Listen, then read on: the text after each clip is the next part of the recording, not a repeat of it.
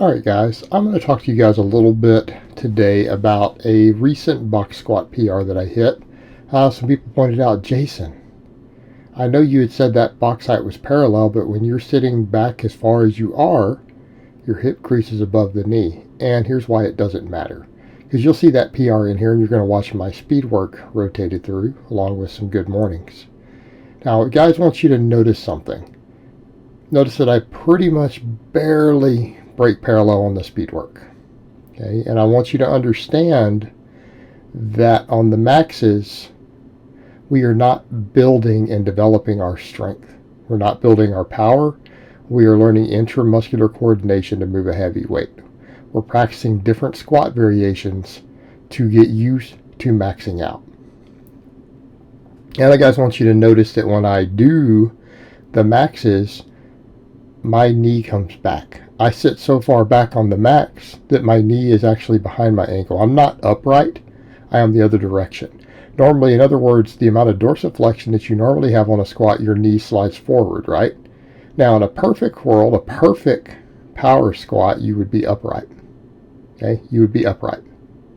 90 degrees from the floor. But on those, I actually move it backwards. Okay, and I want you to understand that when I do that of how it affects angle, because actually at the same hip angle, you're not going to hit depth if your knee slides forward. In other words, if you have any forward slide of the knee at the exact hip angle, and the hip angle meaning the thigh relative to your torso, right? The degrees of flexion that you have at the hip. In other words, how far you have to bend the torso over. The further your knee slides forward, what? The deeper you have to actually squat at the hips in order to reach competition legal depth, which is parallel. Do the math. Look at it yourself and measure it. Measure the math yourself. Look at whatever models you need to look at. A knee slide forces you to go deeper. All we have to do in competition is get to parallel. Also, what you'll note is that when I get behind the knee, also the same thing will happen. Okay? But we're learning to sit back on the box. Why? So that we learn to control. It is that ability to sit back on the box that always equals a higher PR when you take the box away. Because you're exhibiting a large degree of control without getting the bounce of the stretch reflex. And when you learn to sit back under control, you have full eccentric control. And then you help use your hamstrings to drive you up off that box. Okay? When you can do that, you almost always can free squat more weight than you squat on the box. And here's why it's not going to matter for parallel. And this is something that they noted with Dr. Joel Siemens' research. And I actually saw him have an interesting discussion a while back with Christian Thibodeau where they were talking about that. And they said even the West Side guys, they point out that it doesn't matter if we're an inch high on the box because in competition it'll be there. And because all the scientific literature, this is not bro science, this is the evidence-based. Coaches who have advanced degrees working in the field, working with real athletes. Note that we have degrees of carryover. It's 10 and in some cases 15 degrees of carryover of full training effect. It's when you're cutting out multiple inches off of a movement that you don't get 100% carryover. In other words, if you were to do a 1-inch board press and then you would bench press later, you're going to get 100% carryover the strength for that extra inch. That isn't subject to debate. That is what the scientific literature notes. Okay? And the further the joint angle gets away, the less transfer there is. So if you can get even 1 inch away, you're still going to get 100% strength carryover as far as the strength development and the training. And what we need to remember there is that we are getting used to handling a heavy weight on those boxes. And in some cases, it's even more than we would have on the straight bar because of the bands and chains. But what matters is that the hip angle is the same, because I'm not worried about knee angle. Am I using max squats to build my quad strength? No, we're not. I do plyometrics, I do sled drags, right? I do box jumps, I do sled drags, I do all that stuff, and this speed work. But most of the speed work we're breaking parallel. This is where we're actually building the quad development, and we're building the power. We are building the power at this point to drive through the sticking point. And that's what they even noted in that conversation. I saw that conversation, and even Dr. Sieben had pointed that out. Okay. Doesn't matter, because the sticking point at the squat isn't at parallel. It's usually a few inches above. And if you're training yourself to explode from below that point and drive through it, you're going to be okay. Because we don't stick it parallel on the squat. Unlike the deadlift or the bench press, the sticking point on a free squat, without a box involved is several inches above parallel. It's usually about 2 to 3 inches above parallel, depending upon the person. That's your sticking point. And if you can hit that sticking point fast enough and drive through it, you'll be fine. And we're practicing driving through from below that sticking point. Now, the argument would be if we were high squatting without a box, the weight we're using won't count. In other words, if you can squat 500 3 inches above parallel in training, you're probably not going to hit that at parallel depth when you try it later. Okay? You're not.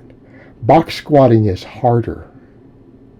So even if you box squat 1 inch for a max, 1 inch above parallel, your actual real max on a back squat is still probably going to be slightly higher than that box squat. So in other words, if you hit 500 on a box that's 1 inch above parallel and you sit back on the box, you're going to smoke 515, 520, 530 when you actually do a back squat.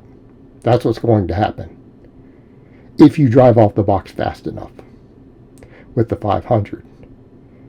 This is understood. But what matters is that our hip angle is correct. It's correct for a parallel squat, because your knee angle outside of that is what's going to determine how parallel you are. The more ankle flexion that you have either direction, the deeper you have to go to reach parallel above the knee. Okay, it's understood. There's good biomechanics data showing that. It's one reason knee slide is a problem for a competition squat. It's a real problem, because it will force you to go deeper to reach the same parallel depth, because that's relative to your knee. What we're looking at here is the hip angle, and that hip angle is still appropriate for a proper depth squat on any of those that we do. And we just have to be able to drive through. And then what do we do as far as the hip angles go and footing to hit depth? You find the foot position where you can hit depth. It might be a couple inches closer than you squat on your box. But we always know that wide carries over 100% to narrow. Narrow doesn't always carry over to wide.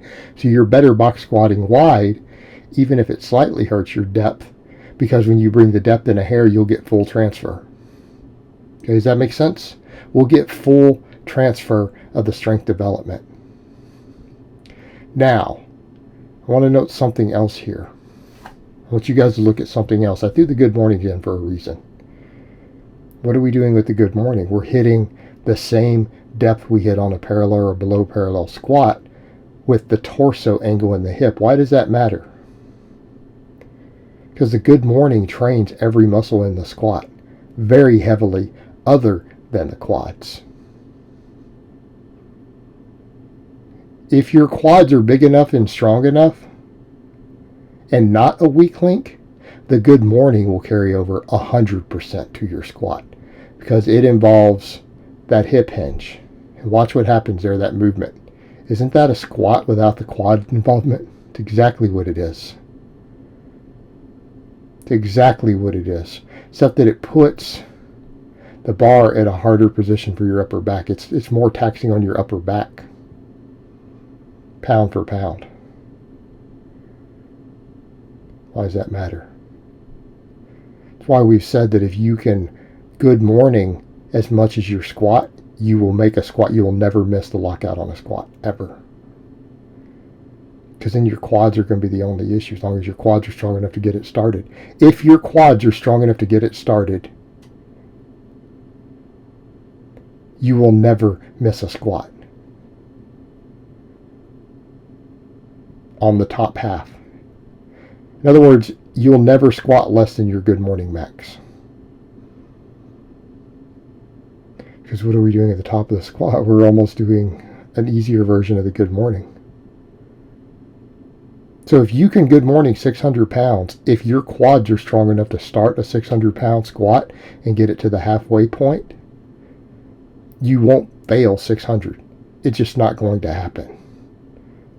So that's why a lot of guys who train the good morning do that, for the same reason. It's the exact same reason.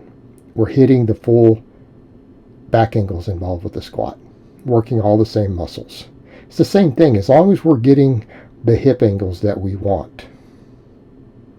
Depth is arbitrary because depth is relative to shin angle. Okay? It's relative to shin angle, and then you learn to squat when you pull the box out, because that's what will happen. You won't be able to sit back as far with the box gone. It's another reason you can squat more weight. Yeah, it's one of the reasons when the box is gone on a true, properly done box squat, because the angle, that's what determines your depth. It's a big factor. We just have to make sure that we're reaching the appropriate hip angle to equal the knee angle that we have when our shins are upright, so that when we squat with shins upright, which is what we'll have to do when we don't have the box anymore, that we hit depth. You'll be fine. Alright guys, well that's really all I have to say on that today. I hope it's been informative, and I will talk to you guys next time.